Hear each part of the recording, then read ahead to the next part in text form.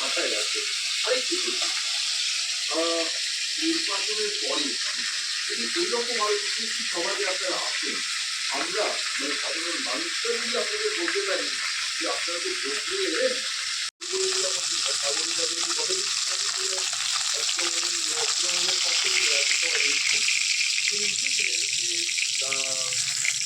আমাদের দেশে পশ্চিমবঙ্গের পলিটিক্সের ক্ষেত্রে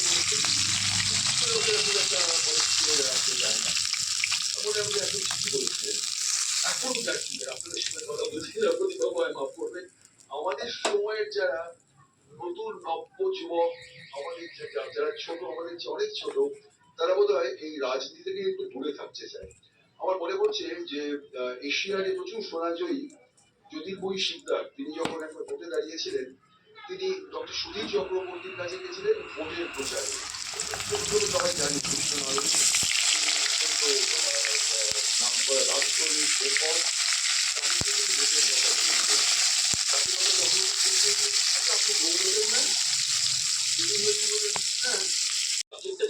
ফ্রেম করেছেন ইডি থেকে এনআইএ শাসকের, আমি ইন্টারেস্টিংলি দেখলাম শাসক মানে কোন শাসক সেটা এখানে ডিফাইন হয়।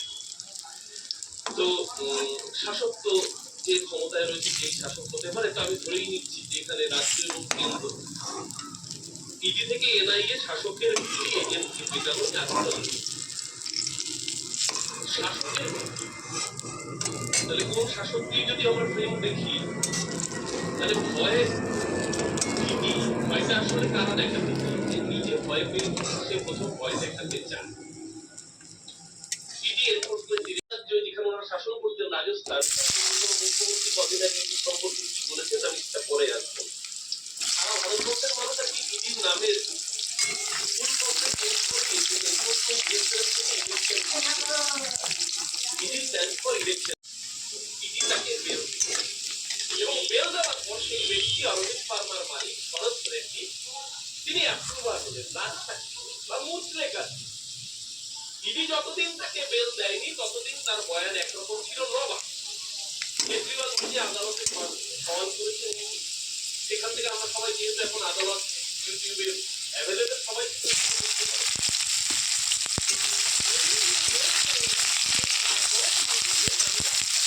চটিটা গলিয়ে পায় নিপার পুলিশ বিধায় কোনো মধ্যে চেয়ারটা থাকে কোনো কথা না বাড়িয়ে আমার চলে আসছে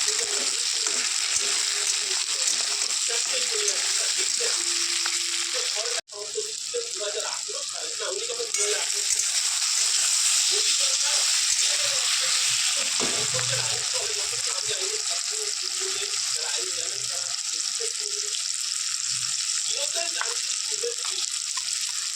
একজন মানুষ যতক্ষণ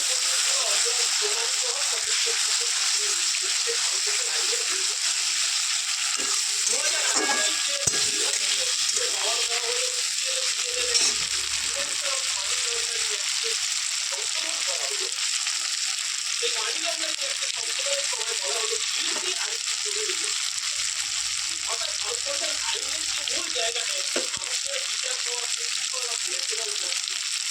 সেই জায়গাটার মধ্যে ধারাটা ছিল মাসের পর মাস, বছরের পর বছর কাউকে দিয়ে রাখা ঠিক অরবিন্দ কেজরিওয়াল যে কারণে বলা হয় যে তিনি কেন কংগ্রেসের মুখোমুখি হন, সেই কারণে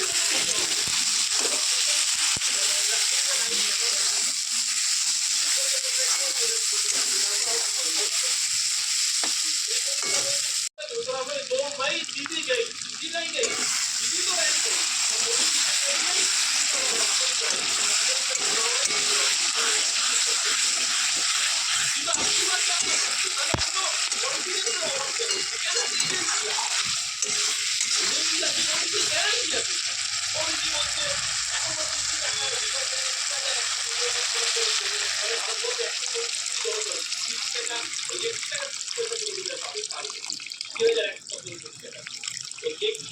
পয়সা দিয়ে মোদীজি ভোট পেয়ে যাবেন। এর আগে 15 লাখ করে ফেরত পেয়েছে ভারতবর্ষের মানুষ, কৃষকের আয় দ্বিগুণ হয়েছে।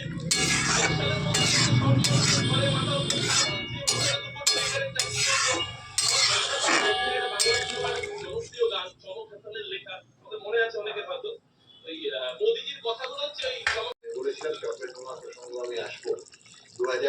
সালের ডিসেম্বর মাসে সেই বিস্ফোরণে মৃতদের দেহাংশ উড়ে গিয়ে পড়েছিল কয়েকশো মিটার দূরে, চক্রে ঘুমাই বলে। বিস্ফোরণের তীব্রতায় একটা বাড়ির ছাদ উড়ে গেছিল।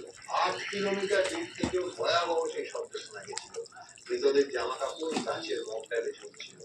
তৃণমূলের বুথ সভাপতি এবং দুজন তৃণমূল কর্মী মারা গেছিলেন। তাদের ধসে যাওয়া দেহাংশ উপদীনগরের ওই বাড়ি থেকে বহু দূরে ছিটকে পড়েছিল। এখন ইউটিউবে সেই কাভারেজ আছে। সেই সব ছবি এবিপি আনন্দে আমাদের এডিট করে একেবারে অস্পষ্ট করে দিয়ে তবে আপনাদের সামনে আমরা আনতে পেরেছিলাম। এতটাই সব থেকে বড় কথা, বিস্ফোরণটা হয়েছিল কবে? 2022-এর 3রা ডিসেম্বর কাঁথিতে সভা ছিল অভিষেক বন্দ্যোপাধ্যায়। সেই সভার ঠিক আগের দিন 2রা ডিসেম্বর রাত 11টায়, অর্থাৎ কোথাও অভিষেক বন্দ্যোপাধ্যায়ের নিরাপত্তার মধ্যে বিঘ্নিত হতে পারত।